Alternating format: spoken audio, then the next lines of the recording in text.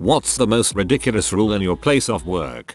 I used to work at a place in which my boss implemented a no more than 2 glasses a day water policy. What a C. I ignored this rule and complained directly to our CEO, and the matter ended later that day. What was weird though was the majority of people actually followed the rule, and some even shopped me up to HR about breaking the rules. I left not long after that because not only was my boss a bellend, but if my colleagues were going to HR over me drinking water, then I obviously couldn't trust them.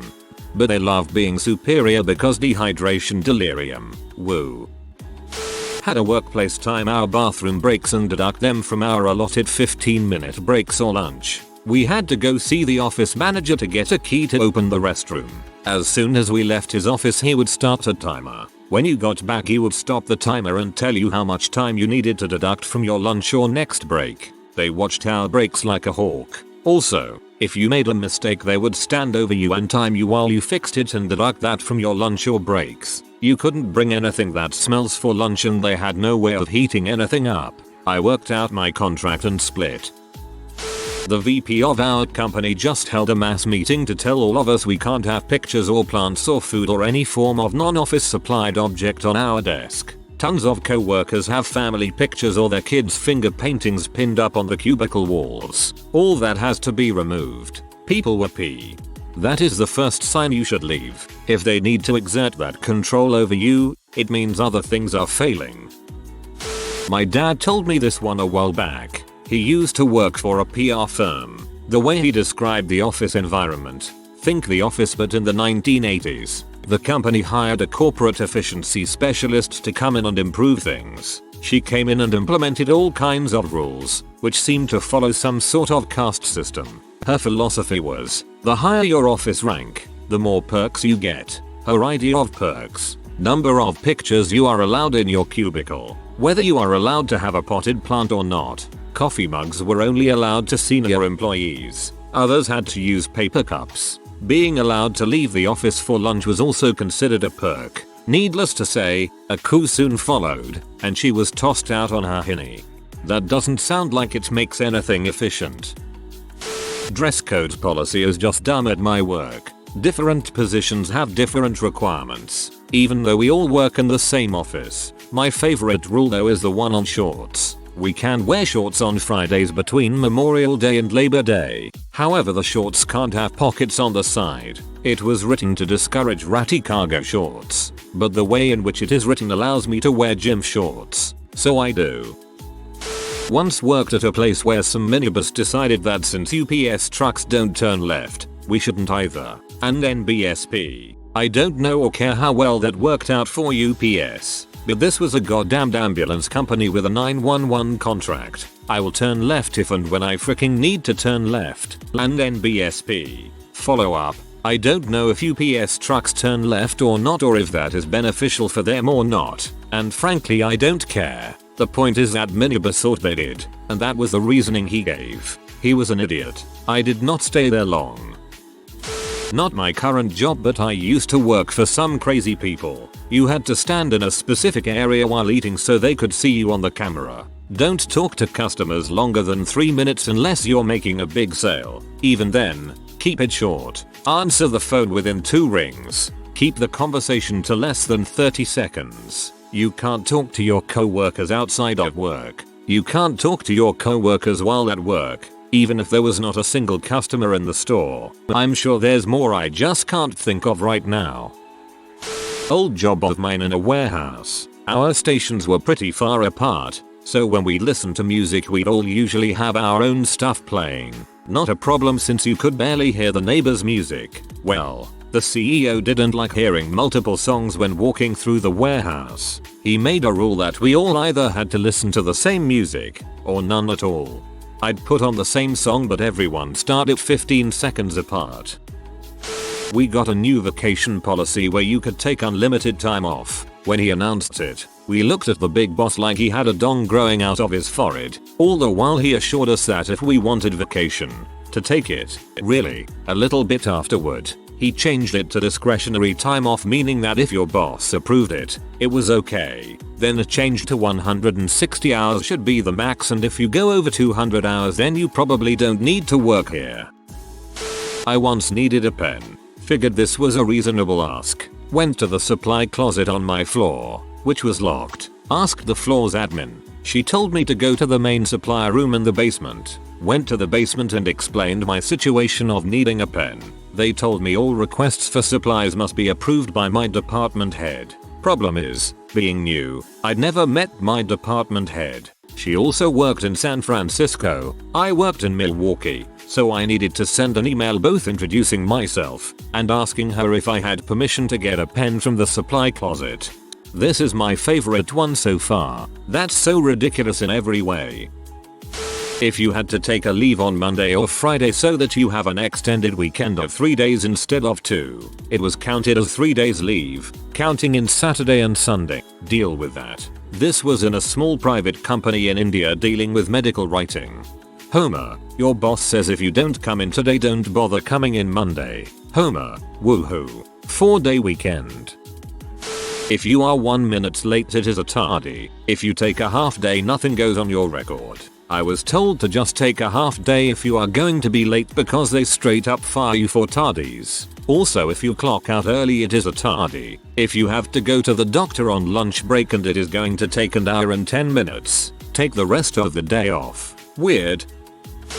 Fireman, our risk management department decided long ago that poles were too risky for us, so we use the stairs. We have poles. Anyway, now the newest rule is no free weights, as in no free weights to work out. Stay fit, go into burning high rise absolutely, walk around the station carrying 40-pound dumbbells. Too risky.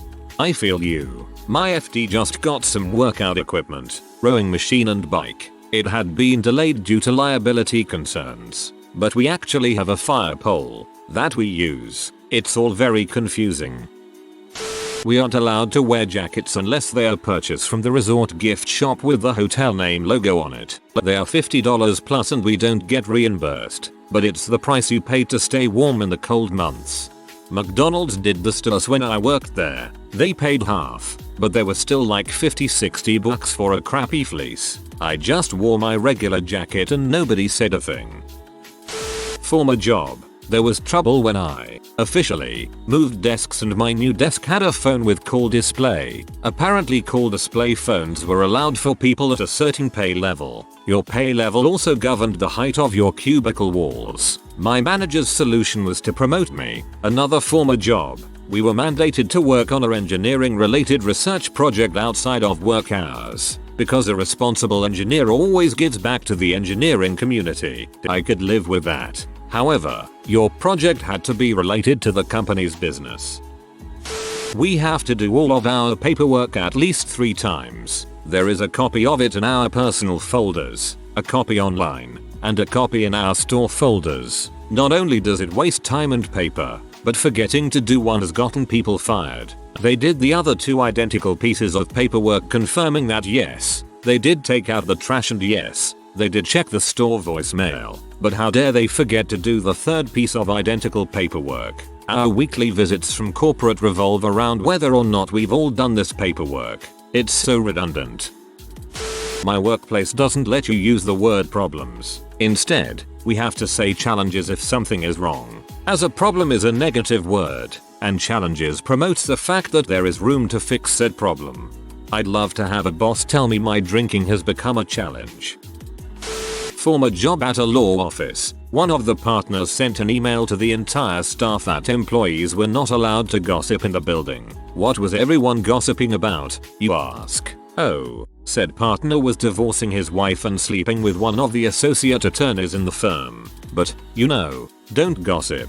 I worked at a law office once where one of the partners cheated on his wife with an intern, got the intern pregnant, then divorced his wife and married the intern, and because his ex-wife and the intern looked so similar some people didn't even know any of this happened. All the extra toilet paper in the building has to stay in a single closet where it can be overseen by the toilet paper queen. I heard her shrieking the other day when she discovered someone had hoarded one spare roll of toilet paper upstairs so the people who work upstairs wouldn't have to walk down multiple flights of stairs when the toilet paper ran out. It's the cheapest, one-ply toilet paper available on the giant rolls that only fit in the special dispensers. I can't imagine anyone wanting to steal it. I hope Toilet Paper Queen is actually her title. I used to work for the now long defunct books, movies, and music store Media Play. Just one of the 285 reasons that poorly run business ran into the ground was the tardy attendance policy. If you were literally 1 second late clocking in, even hours before the store opened, it was a really big deal. You'd not only be formally written up, but lectured like a child, oftentimes berated even. If you were tardy 3 times, bye bye. However, if you no-showed and then called 2 hours later saying you were sick, okay, thank you, feel better. This trained everyone to just take a sick day instead of being half a second late to work. I can't tell you how many times you'd see a co-worker screeching into the parking lot before work after fighting traffic from a wreck or whatever, noticing it was 8:01, and then slowly driving off to go home and feign being sick. This was particularly upsetting when it was a pull-down stock week when we needed every hand on deck but had unusually early shifts. Many years ago I was a vacuum cleaner salesman. There were songs about this particular brand of vacuum cleaner and how awesome it was. Every morning, we had to sing these songs as a group. In fairness, it was a pretty quality item. It was Kirby. Didn't mean to be subversive, just didn't think anybody would care. In fairness, it was a pretty quality item. It's okay man, you're free now. You don't need to sing the song anymore. When I was in the military I saw a buddy of mine sitting outside crying. I went and consoled him best as I could. Apparently he was just depressed and unhappy. After he was feeling a bit better I went to go and find someone to tell them what was happening. They knew. In fact, he had been crying so much lately that they had instituted a no crying at your desk policy, which is why he was outside. Dear God, what the frick? If we want to take a full 5-day week off we need to use 2 vacation days, 1 personal, and 2 more vacation days. Can never use 3 vacation days straight. Something similar here. We can't use our sick time until we use 3 vacation days. So, let's say I have no vacation hours, but get really sick. I can't use PTO. Our sick time is essentially useless. I drive valet. The company handbook says you're never allowed to back up, ever. You absolutely cannot do the job without reverse. It's impossible. It's in there because of liability and our insurance policy. This way it can always be the valet's fault if an accident occurs ever. To answer the most repeated question, if the rule says no reverse, yet you're expected to park a car, then how can you park the car? Answer: never hit anything, and always reverse despite the rules. Expect to be fired should you hit anything and reverse, but probably not. The rule only exists to cover the company's butt, but if they don't feel threatened by you working there and you're an asset, you still will not be fired. And yes, many people are questioning the legality of it and you're right. It wouldn't hold up in courts, but it's in the handbook and it's silly, so I posted it. Malicious compliance. It's not like this anymore, but for a while they attempted to have a dress code. Guys had to wear collared shirts, but Hawaiian style shirts were totally acceptable. You could not wear jean shorts, but jean overall shorts were okay. I got sent home one day because my shorts weren't fingertip length. We were tech support. No one ever saw us. That was the best part. Anyone is asking. Fingertip length meant standing with your arms at your sides, and your shorts had to be longer than where your fingertips ended. Think grade school rules. I'm picturing a bunch of IT workers in Hawaiian shirts and overalls, and I love it. I worked as a call receiver. We never saw a customer. We were only on the phones with them. Rule: your hair must only be a natural color. I dyed my hair the same exact color that someone from a different shift had. I was reprimanded. I told them that if the rule is not enforced for everyone, they couldn't single me out. Their reasoning for letting the other person have that color but not me. Mine was my real hair, dyed an unnatural color. Hers was a weave that could be changed very easily. Really? Then why hasn't she been asked to change her hair? Because that crap is expensive. They gave up trying to convince me they were in the right. I had a boss who didn't like the outrageous color I had in my hair. I'm a natural redhead. I work in retail and we have on-call shifts. Your name will be listed on the schedule for a certain time as a call-in, so you have to call 1 hour before your shift to figure out if they need you to work for the day. For example, you would be listed as on call for 2 p.m. and wouldn't know until 1 p.m. if you were working that evening. If you don't call in, it's considered not showing up for a shift, but there's no extra pay for the shift whether they need you or not. So for 3 days of the week, I don't know if I have to work or not. Can't make any solid plans to do anything except call my work and ask if they need me. I can't imagine having children or elderly that need taking care of because it would be such a hassle to arrange care for them just an hour before having to work. Okay folks, I get it. You want me to sue this corporate demon. I'm looking into it now and will update with any relevant developments. I'm going to dig up my contract tomorrow and see if I can speak to a lawperson. Thanks for motivating me. This is actually illegal. I actually won money from a lawsuit against Victoria's Secret and their on-call policy. I used to work for a large bank. We had an attendance policy that was so complicated it actually created an incentive for employees to take an entire day off rather than be tardy too often. My high school had that too. If you were late enough to miss first period, you got a cut, which was a detention. Even being late to first period 3 times counted as a cut, which was another detention. An absence was just an absence. No cuts, no detentions. I don't know if it's standard, but I worked at a place where HR wasn't allowed to tell us if someone was fired. It was a big enough place that you might not immediately realize someone had left, and when you found out, you weren't supposed to ask why. So, if you wanted to know if they were fired, you asked, was there cake, which was to say that if the person had retired or left pleasantly after a number of years, they would be given a party with cake. If they were fired, not so much. I haven't seen Brian for some time. Brian is no longer with us. Brian no longer works here. Was there cake? Clarifying that Brian is alive in this scenario, except for below where I said he was dead for karma. We have a lock on the first aid kits, so if you just need a band-aid for a cut, you have to get the key from the safety guy, which in turn makes it a reportable accident with mountains of paperwork and investigations. We use an unbelievable amount of duct tape now. Frick that, I'd be keeping a box of band-aids in a rarely used drawer or hidden away somewhere. This handbook can be changed, without notice, at the company's discretion. So, medical leave? 3 days medical leave per year. Fine, I'll use my PTO and expect to get disability for the remaining time. After I have major surgery, an addendum. 2 weeks later, medical leave for surgery must have written documentation from a doctor outlining your recovery schedule and when you may return to work. When I return, on a limited schedule, 6 weeks later, the HR manager comes into my office. You didn't have the authorization letter before surgery, so you better be here or face the unfortunate circumstance of disciplinary action. While I'm at it, since I'm under contract for 5 years, does anybody know about the legal definition of peonage? The specific text of the disclaimer is this handbook is subject to change without prior notice and at management's discretion.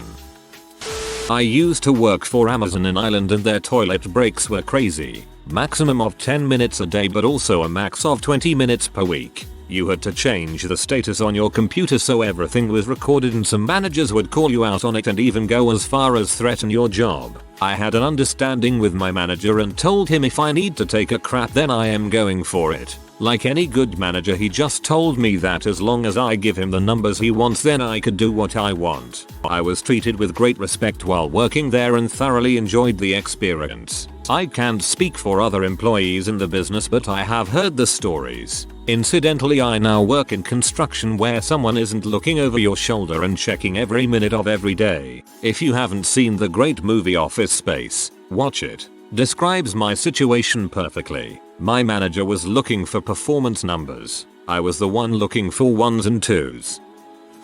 There was an issue where there was too much socializing going on the factory floor, particularly when people were working while sitting down. False, skewed supervisor perception. So they made everybody stand. When that presented ergonomics problems, they brought in these weird chairs that made you sit at a slant, had no backs, and no wheels, so they wouldn't cause distractions. No part of it made any sense.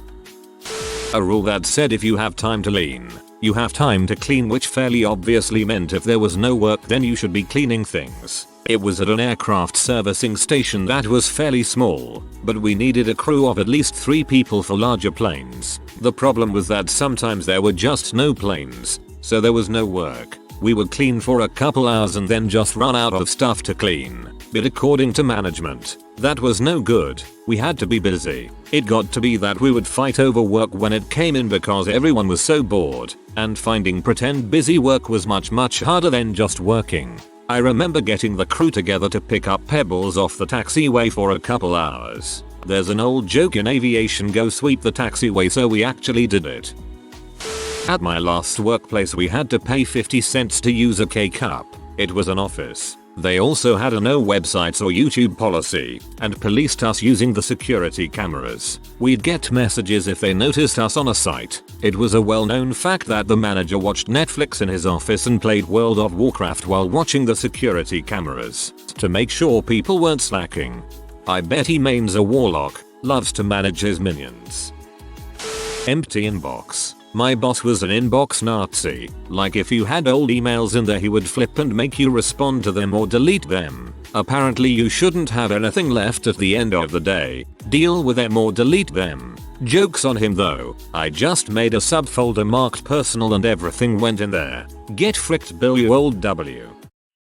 Not current job, but at my last job at a store cafe, an unspoken rule, as in me and my manager were never told this by our boss, was that we were not allowed to let a health inspector see anything that they come to inspect while still getting a good grade. We followed health and safety laws, but our bosses didn't. We were one of the smaller stores cafes in this chain of 20+ stores and cafes. The health inspector must have realized that it was the company's fault for all the health and safety breaches because we, the staff, were given near full marks on the staff's health and safety responsibilities, but the boss's responsibilities was a different story. No fly killer in store, despite them being attracted by our bakery part and us having a fly killer out back for over a month, but no one was ever sent to install it. No mouse rat traps, only one sink. Law requires 2, one for hands and one for dishes. No hot water. The counter where we put coffee down wasn't nailed down and we actually had a customer attempt to sue over a spilled coffee. Some of our bakery was expired, but we were made to put it out because according to our company's food manager, they looked okay, so they must be okay. The list goes on. Our manager ended up showing the health inspector months of emails and texts and WhatsApp messages informing the bosses of these health and safety breaches and asking them to be fixed, all of which were promptly ignored. Later that day our boss calls and screams over the phone at my manager, tells him that it's all our fault and it's our job to make sure the health inspector never finds out about all that. Over the next week she comes in every single day where she just watches us work from the office on the security cameras and gives out at us for every little thing and makes a massive deal over everything. Like for example, I had a mini sneezing fit one of those days and was yelled at in front of customers because I was going to infect everyone and all our food. Glad to be out of that hellhole. Last I heard, a few of the stores she manages, 4-5 store managers, quit all in 1 week while she was on holidays. So she took over managing those stores, are failing with massive sales drops and mass employee quitting ever since she took over them. Hope to God she loses her job. Holy crap. They ruined her holiday. Perfect revenge. We got Keurig for our break room. Our boss removed the part of it that you use the K-cups for because it had a needle in it, which is what pierced the K-cup. Her reasoning is that she was afraid someone poked their finger with it. We worked in a blood donation center. We were all phlebotomists. She didn't see the irony. Worked in a surgery center with doctors. One of the cosmetic surgeons, who specialized in burn and scar reconstruction, didn't like the office manager and made it obvious to be an butt. Office manager told surgeon he couldn't use a box cutter to open packages. Surgeon started using a scalpel to open office mail. No scotch tape on anything. I was a teacher, and the principal wouldn't allow it in the building. Threatening letters in your file for insubordination if she saw it on your desk. Only painter's tape, which by design is meant to not stick very well. I hung posters in my room with circles of duct tape on the backside, with strips of painter's tape on the front side just for show. Subtle, petty insubordination. If you are new to the channel, you can subscribe. I publish new videos every day. Until then, check another video.